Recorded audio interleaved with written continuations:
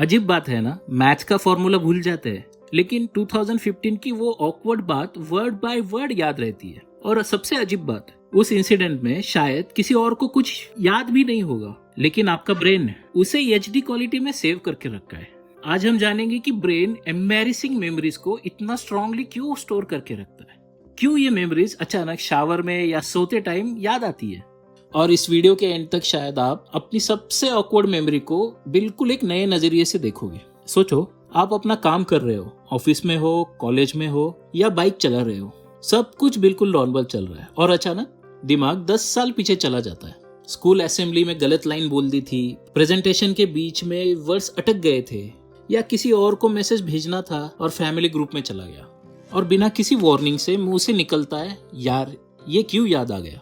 सबसे इंटरेस्टिंग बात यह है, मेमोरी बदली नहीं होती, सिर्फ उसके साथ जुड़ा हुआ इमोशन दोबारा एक्टिवेट हो जाता है। अब सवाल ये है, ब्रेन ऐसा करता ही क्यों है?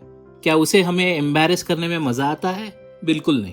हमारा ब्रेन सिर्फ इंफॉर्मेशन स्टोर करने के लिए नहीं बना, उसका सबसे बड़ा काम है हमें फ्यूचर में सेफ रखना। और सिर्फ फिजिकल डेंजर से नहीं, सोशल डेंजर से भी। हजारों साल पहले अगर किसी ट्राइब ने आपको रिजेक्ट कर दिया तो सरवाइव करना बहुत मुश्किल हो सकता था। इसलिए हमारा ब्रेन सोशल मिस्टेक को भी बहुत सीरियसली लेता है। जब कोई एम्बैरेसिंग मोमेंट होता है, उस वक्त शर्म, स्ट्रेस और एंजाइटी जैसे इमोशन बहुत स्ट्रांग होते हैं। ये इमोशन ब्रेन को सिग्नल देते हैं, ये इंपॉर्टेंट है, इसे याद रखना। इसी वजह से emotionally charge memories normal memories से ज्यादा स्ट्रांगली स्टोर हो जाती है। मतलब ब्रेन आपको पनिश नहीं कर रहा, वो आपको ट्रेन कर रहा है। जैसे वो कह रहा हो, अगली बार ऐसे सिचुएशन आए तो थोड़ा बेटर हैंडल करना। लेकिन अब एक और इंटरेस्टिंग सवाल, अगर ये मेमोरी इतनी बड़ी थी तो बाकी लोगों को ये क्यों याद नहीं रही, सिर्फ हमें ही क्यों याद रहती है?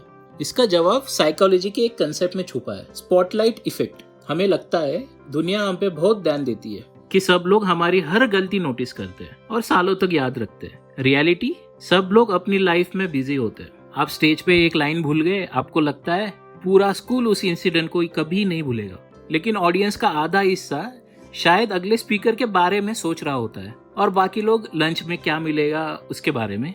जिस मेमोरी को आप 10 साल से रिपीट कर रहे हो सकता है कि बाकी सब उससे अगले दिन ही भूल जाए, क्योंकि उनके लिए स्टोरी का हीरो आप नहीं हो, वो खुद थे। फिर भी ये मेमोरीज अचानक वापस क्यों आ जाती है? क्योंकि ब्रेन रैंडम नहीं होता, एसोसिएटिव होता है। कभी कोई स्मेल, कोई गाना, कोई जगह या बस एक छोटा सा वर्ड भी पुरानी मेमोरीज को ट्रिगर कर देता है। इसलिए शावर लेते वक्त, रात को सोने से पहले या ट्रैवल करते वक्त अचानक वो एम्बैरेसिंग सीन मूवीज की तरह चल पड़ता है। और एक इंटरेस्टिंग बात, रिसर्च ये भी सजेस्ट करती है कि हम अपनी एम्बैरेसिंग मेमोरीज को रियलिटी से ज्यादा ड्रामेटिकली याद रखते हैं, क्योंकि हर बार जब हम किसी मेमोरी को रिकॉल करते हैं, हम उसे एग्जैक्टली रिप्ले नहीं करते, हम उसे थोड़ा रिकंस्ट्रक्ट करते हैं, थोड़ा इम्प्रोवाइज करते हैं। इसलिए कई बार जो इंसिडेंट आज इतना बड़ा लगता है, हो सकता है उस वक्त उतना बड़ा था ही नहीं। तो अगली बार जब 10 साल पुरानी कोई एम्बैरेसिंग मेमोरी बिना इन्विटेशन के आ जाए, एक सेकंड के लिए रुकना और याद रखना, इसका मतलब ये नहीं है कि आप वियर्ड हो। इसका मतलब सिर्फ इतना है कि आपका ब्रेन इमोशनली इंपॉर्टेंट एक्सपीरियंस को प्रिजर्व करता है, ताकि फ्यूचर में उनसे कुछ आप सीख सके। और शायद सबसे कंफर्टिंग बात यह है, जिस मोमेंट को लेके आज आप भी क्रिंज करते हो, उससे शायद दुनिया कब की भूल चुकी है। अब ऑनेस्टली बताना, ऐसी कौन सी एम्बैरेसिंग मेमोरी है जो आज भी बिना बुलाए याद आ जाती है? कमेंट में जरूर बताना। और अगर ऐसी साइकोलॉजी और साइंस की फैसिनेटिंग बातें और वीडियोस देखनी है तो चैनल को सब्सक्राइब करना मत भूलना। पीस।